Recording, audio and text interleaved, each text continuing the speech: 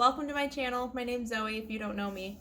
I kind of just wanted to make this video to introduce you to who I am, why I made this channel, and my fitness background, kind of where it came from as an athlete and how I got to where I am today. So to start, we're going way back to my sport growing up, and that was soccer. So I'm going to put some pictures over here so you can kind of see. So I played soccer like my whole life, from since I was 5, itty bitty, until like freshman year of high school. And I loved it. There wasn't really like a reason why I stopped playing, but I actually started doing track and field in 7th grade. And I think that kind of spoke to me more when I got into high school. So it's probably why I stopped playing soccer and started playing just focusing on track. So I did track and field from 7th grade until I graduated high school, and it was like everything to me. My events were shot put, hurdling, and pole vault. And pole vault was my main event, what I really focused on and enjoyed. Oh, I loved it. And that's kind of what started my fitness attitude, maybe, because I started doing a lot of workouts outside of practice to get better at pole vaulting. And I think that's really important as an athlete, to want to get better, that you're taking your own personal time outside of practice and whatnot to better yourself as an athlete. And I think that was like a turning point for me, so to say. So while I did track in the winters, I did indoor track, but I also snowboarded. And I've been snowboarding since 3rd grade. I love it. I actually competed a little bit, just rail jams here and there. I think I've only done like 2, and I won both times because I was the only girl, so I'll take it. But unfortunately, I was snowboarding at Killington, Vermont, and I broke my collarbone right in half. And that was right before my senior season of track. So that sucked. And that kind of took a lot away from me, because track was what I enjoyed. It was what I looked forward to. It was where my goals were. I had really big goals for that year, and I worked really hard for them. So that was like a huge disappointment, downside. And I kind of had to just wait it out and get better and focus on new things, because when I went to college, right after this collarbone healed, my school didn't even have a track. So I had to find something else to focus my time on outside of school. And that's when I found rugby. I love rugby. This was like the perfect sport for me, because I was always a super aggressive soccer player and really hurt people sometimes. And now I'm getting encouraged to hurt people, and I'm like, oh my God, this is amazing. And I really, really loved it. But with college and with rugby, one thing that came was a lot of drinking. And man, was it fun. And there was frats with free beer, and I mean, who's gonna say no to that? But yeah, it kind of got excessive sometimes, and my weight got away from me. The freshman 15 doesn't even cut it. It was more like 20 pounds for me, just from not playing track, drinking, and not being as active by any means. I gained a lot of weight, and this was like in a semester, like 20 pounds.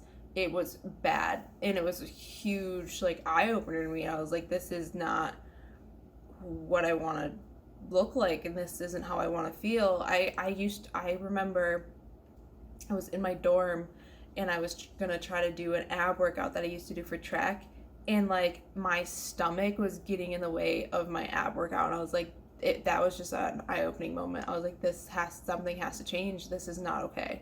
So that's when I put my foot down and I got into the gym again. I had some experience in the gym in high school for track. We would go to the weight room and lift, but I mean, it wasn't very structured, and we definitely didn't know a lot about lifting. We were just kind of there messing around most of the time. So I actually, when I came home for the summer after my freshman year of college, I started working with my dad, who is a professional bodybuilder, which I'll put a picture of him right here. And he's been a professional, well, he's been a bodybuilder probably since he was in his 20s, and he's in his 50s now, and he's still really active in the bodybuilding community. I kind of learned everything I know about lifting initially from my father, and I started seeing results, and that was like the coolest thing ever. I lost probably 15 pounds that summer in 3 months, the summer before I went back for my sophomore year of college. And I'll put before and after. This was strictly like a bodybuilding style workout. So I would go in and I would do like a body group. So I would do thighs and back one day, you know, like not like powerlifting where you go in and like, oh, it's squat day. It would be more like, oh, it's leg day, shoulder day, tri day, chest day, whatever. And I was doing a lot of abs too because I love abs. And yeah, I was skinny again, and I was happy and I was confident for the first time in a really long time, and it felt really good.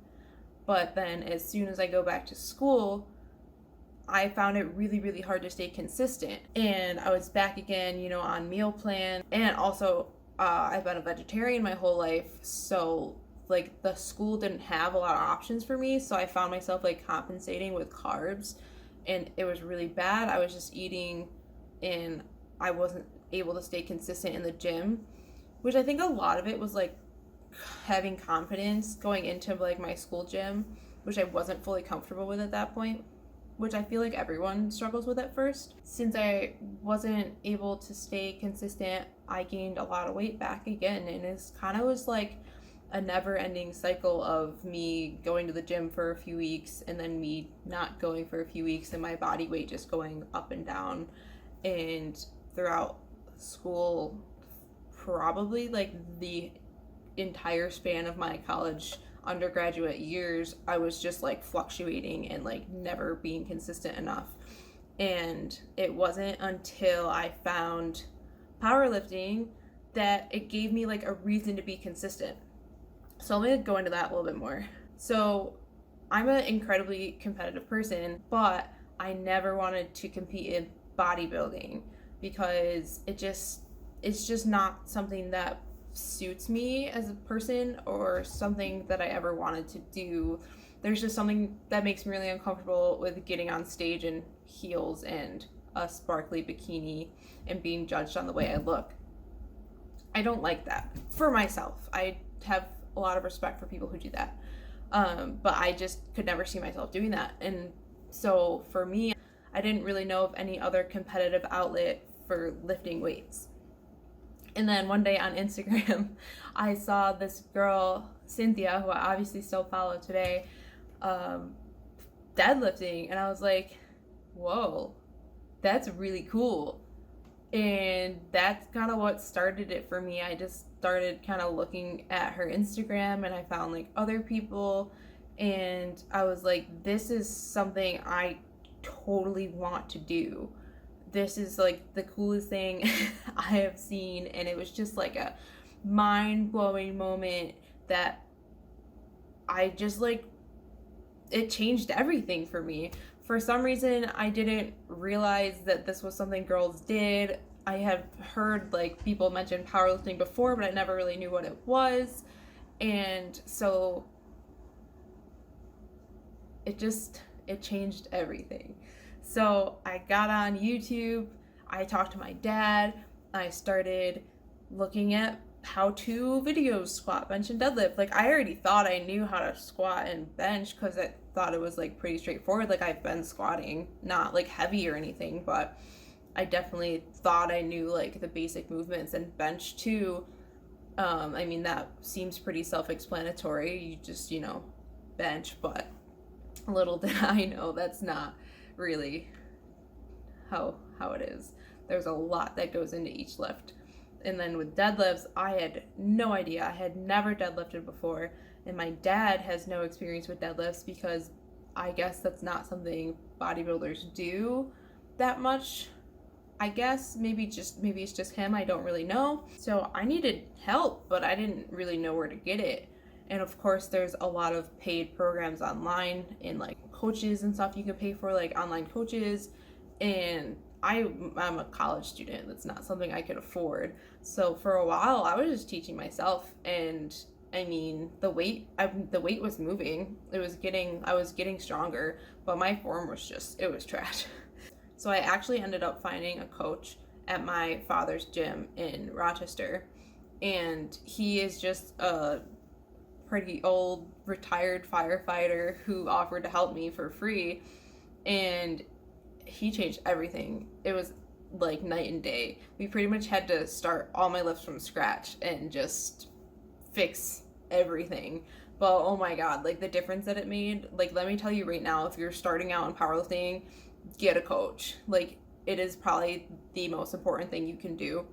And once I started working with him, I competed in my first powerlifting meet, and I decided that I wanted to compete in the 63 kilogram class, which is 138.6 pounds. And that was like pretty low weight for me, because I think when I started prepping, maybe like 15, 16 weeks out, I was probably like 160 pounds, easily like 160 pounds.